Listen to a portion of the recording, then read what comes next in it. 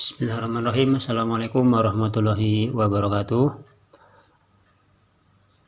Pada pertemuan ini kita akan membahas materi selanjutnya dari sistem informasi manajemen, yaitu sistem pengambilan keputusan. Sistem pengambilan keputusan pada materi sistem informasi manajemen tidak akan dibahas full, karena sistem pengambilan keputusan nanti akan ada mata kuliah sendiri. Kita cuma membahas tentang dasar-dasarnya saja. Baik,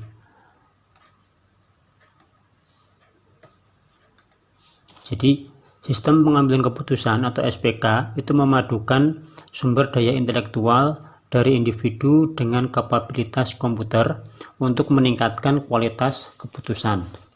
Jadi SPK ini memadukan sumber daya intelektual kita dengan komputer sehingga bisa meningkatkan kualitas keputusan seperti itu.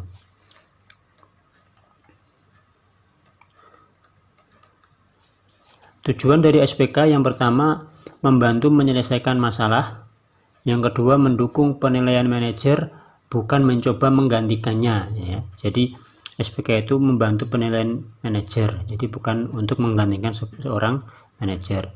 Yang ketiga yaitu meningkatkan efektivitas pengambilan keputusan manajer ya. Jadi seorang manajer akan lebih efektif jika dia menggunakan SPK dalam mengambil keputusannya, karena akan lebih mudah dan lebih akurat seperti itu. Selanjutnya yaitu dalam pemrosesannya, SPK dapat menggunakan bantuan dari sistem lain seperti artificial intelligence atau AI, expert system dan lain sebagainya ya. Artificial intelligence itu adalah sebuah kecerdasan buatan ya. Expert system adalah sistem yang expert ya, atau nanti bisa disebut sebagai DSS, sama dengan SPK ini ya, decision support system. Nah, dalam mengambil keputusan itu ada 3 tahap. Yang pertama pemahaman, yang kedua perancangan, dan yang ketiga pemilihan. Pemahaman artinya kita harus menyelidiki lingkungan kondisi yang memerlukan keputusan ya. Kita harus tahu kondisinya seperti apa.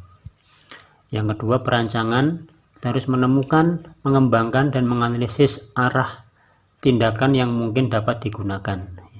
Kita akan membuat sebuah perancangan ya.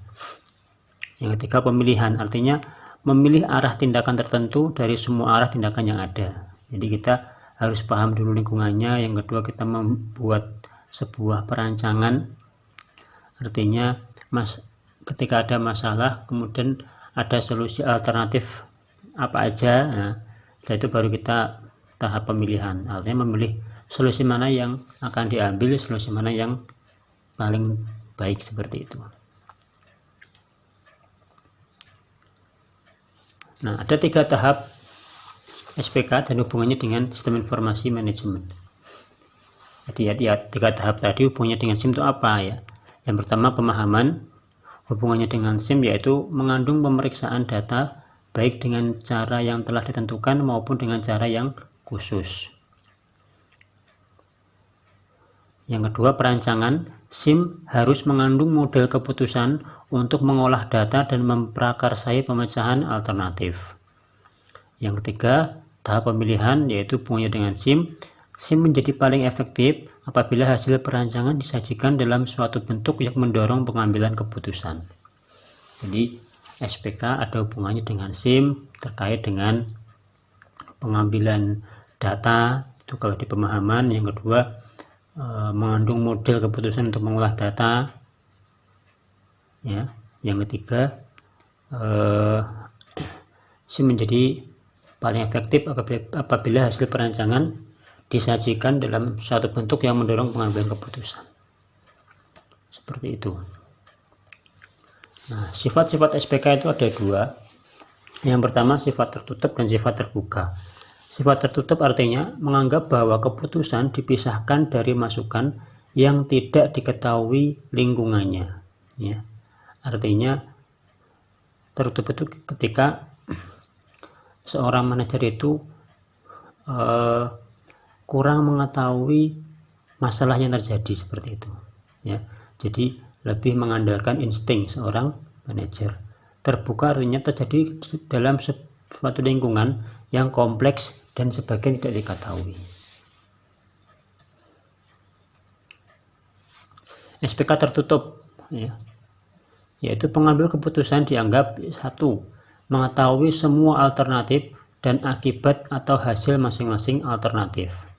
Yang kedua, mempunyai suatu model yang memungkinkan ia membuat urutan alternatif yang lebih disukai. Yang ketiga, memilih alternatif yang memaksimumkan suatu seperti keuntungan, volume penjualan, dan kegunaan. Ini sistem pengambilan keputusan yang tertutup. SPK terbuka ya, yang pertama, tidak mengetahui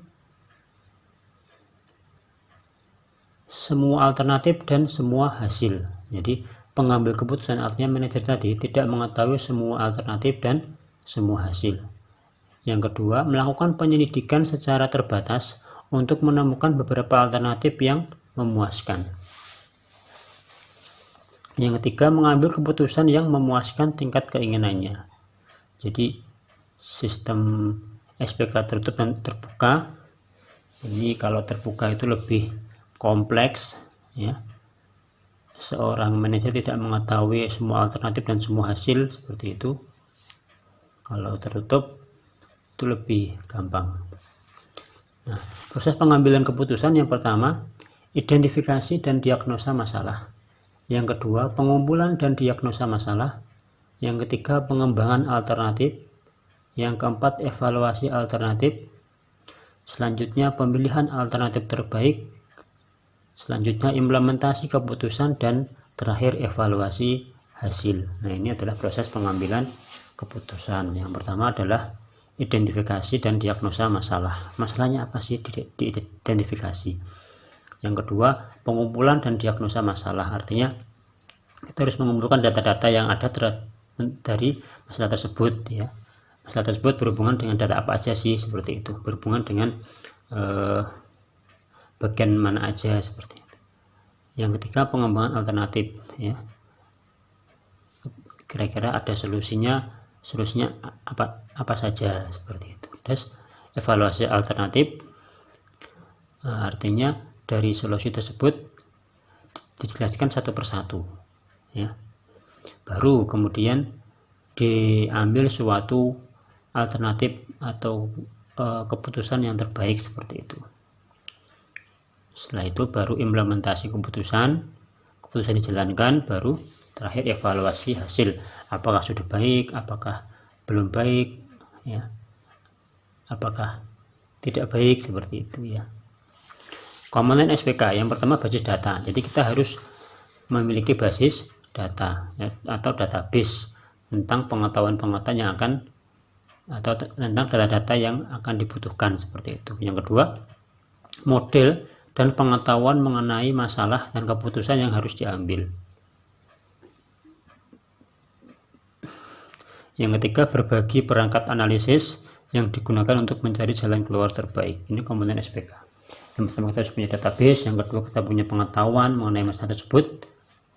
Yang terakhir atau yang ketiga, kita punya perangkat analisisnya. Menggunakan analisis apa? Apakah SWOT, apakah gap analisis ya, atau yang lainnya, seperti itu. Nah, ini adalah beberapa dalam jenis SPK ya, yaitu mengetahui apa yang terjadi apabila suatu atau beberapa variabel berubah. Ini harus kita ketahui ya. Jika kita melakukan ini, dampaknya ini. Jika kita melakukan itu, dampaknya itu harus kita ketahui. Yang kedua, sensitivity analysis, untuk mengetahui pengaruh perubahan suatu variabel terhadap variabel lain, seperti itu ya. Yang ketiga yaitu goal seeking analysis, mencari solusi terbaik dari suatu masalah. Yang keempat, optimization analysis, mencari solusi yang paling menguntungkan bagi perusahaan. ya, harus kita lakukan seperti itu. Kita harus tahu variabel apa saja yang berubah, ya. Setelah itu perubahan tersebut dampaknya apa aja, terus solusi terbaiknya apa, ya, seperti itu. Terus solusi yang paling menguntungkan bagi sebuah perusahaan atau organisasi. Model alternatif ada dua, yaitu model optimization untuk mencapai hasil yang paling baik. Yang kedua model satisficing, membuat keputusan tanpa mempertimbangkan semua alternatif, dan keputusan yang dibuat dan keputusan yang diambil belum tentu merupakan keputusan yang terbaik. Ini boleh kita ambil mana saja tergantung sesuai kebutuhan, ya, model alternatifnya. Baik, itu mungkin yang dapat saya sampaikan. Bila ada salah, saya minta maaf. Untuk diskusi pertanyaan bisa disampaikan lewat grup WhatsApp. Sekian, terima kasih. Assalamualaikum warahmatullahi wabarakatuh.